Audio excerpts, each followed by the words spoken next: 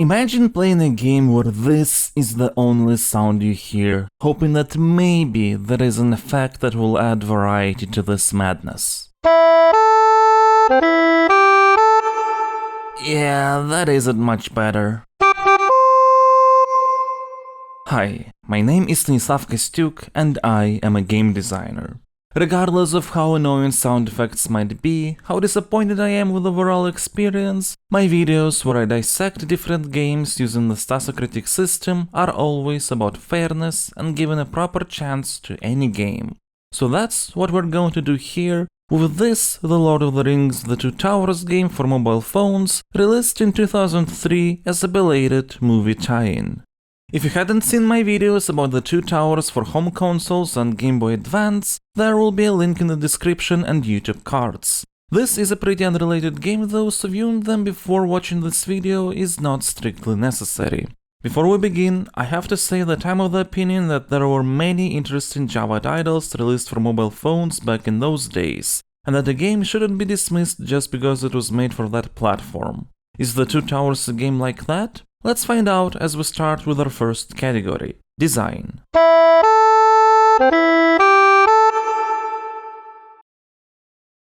This category is the most important with the biggest weight, 4, as the way a game is designed is what drives our experience the most. The Two Towers is a turn-based strategy game where you control Aragorn, Legolas, Gimli and Theoden in different battle scenarios based on the movie, and it's actually a pretty well-defined one. Each character has their own stats that defines their basic damage and how far they can go, as well as a skill. Theoden can rally everyone for one turn and make them stronger, Gimli has a powerful rage attack that hits a random enemy in range, while Aragorn and Legolas can switch between swords and bow, with Aragorn naturally being better with a sword and Legolas with a bow. And the skills of Theoden and Gimli can be used only once per battle. You're then placed on a map that has a bunch of different rock formations as well as tiles that can provide bonuses, like holes provide extra defense, while roads extra strength. And since you're always outnumbered one way or another, you have to think about where to move, which items to use, how to take advantage of the fact that orcs don't charge towards you if you're too far, and so on. You're also encouraged to take risks and try to get different treasure chests which house healing and stat boosting items to help you out in the long run. Plus, there is an experience system which levels your characters up upon kills. Despite all these elements, the game lacks depth. There's essentially just two enemy types, melee and ranged. It's pretty straightforward to get how to abuse the AI to your advantage, so after a couple of battles you sort of acquire a couple of different strategies in your head and just keep using them. But still, the game actually provides nice little scenarios that make you think and strategize a bit. And that means that it reaches its most important goal design-wise. This is why, if you open up all the possible scores for design, feel free to pause if you would like to read them all, I will assign a 6 to this version of the Two Towers. It has everything a nice little turn-based strategy needs to have. And while it doesn't provide too much depth, it still has enough to make you think and feel nice about solving different battle scenarios.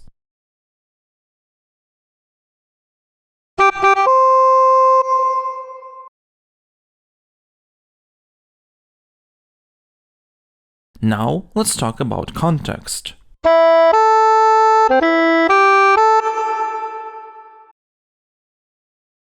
This category has a weight of 1 as it's about something that enhances the experience rather than defines it. Plot, motivation, player stories, etc.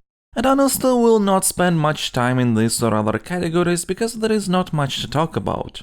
Technically speaking, this The Two Tower game is the recreation of different battle scenes from the movie, but even knowing the source material, you might need to think for a bit before realizing what fight a certain map is supposed to be recreating.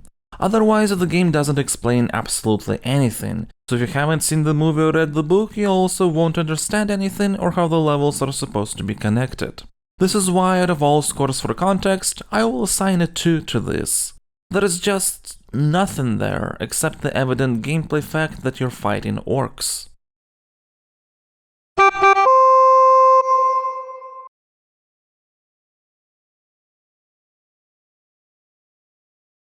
Now, let's move on to aesthetics.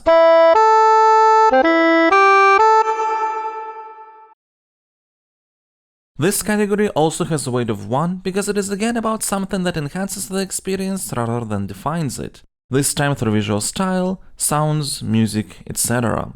Not only are the sound effects you've heard at the beginning horrible, but honestly the game is just not aesthetically pleasing. The sprite work is very mundane, especially for characters, the UI looks like a placeholder and text doesn't fit into it to boot.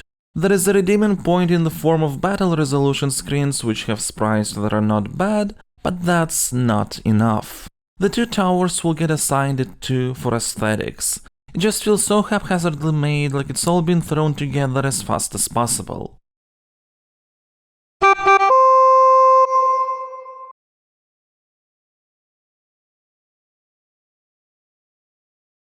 Time to quickly discuss Cohesion.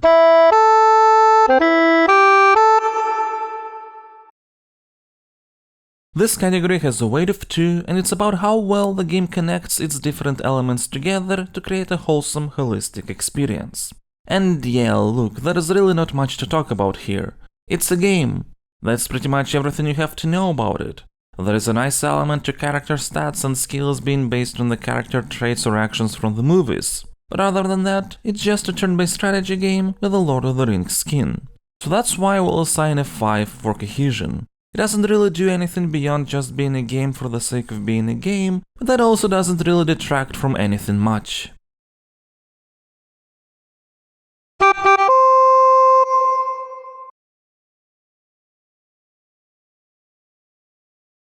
And now our final category, emotions.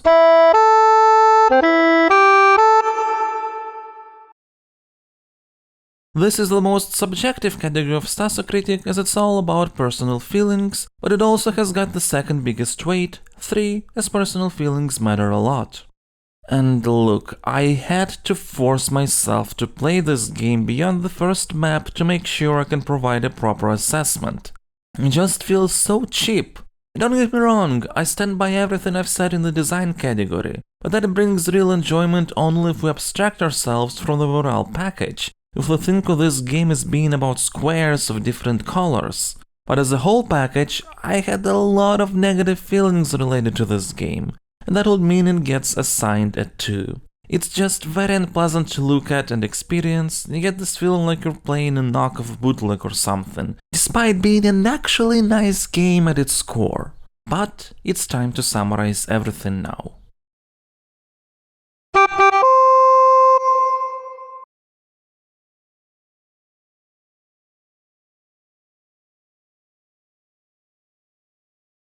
When all scores and weights are taken into account, the mobile version of The Lord of the Rings of the Two Towers gets a final Stasocritic rating of 34, which in the context of my system means it's a disappointing experience. There is someone out there who can still enjoy this, but that will probably not be most people. Still, if you just absolutely love turn-based strategies and don't mind spending a bit of time on this one, you might want to check it out. Otherwise, I suppose I can't recommend this game to anyone else. This has been a pretty short video, but if you've watched my other videos, you know I try to focus on the most important parts, and don't talk just for the sake of talking. There has to be a point, a purpose, and interesting grounds for discussion. And the Two Towers for mobile phones doesn't provide much. The other games based on the Two Towers that I've mentioned in the beginning do though, so you might rather check videos based on that if you haven't already.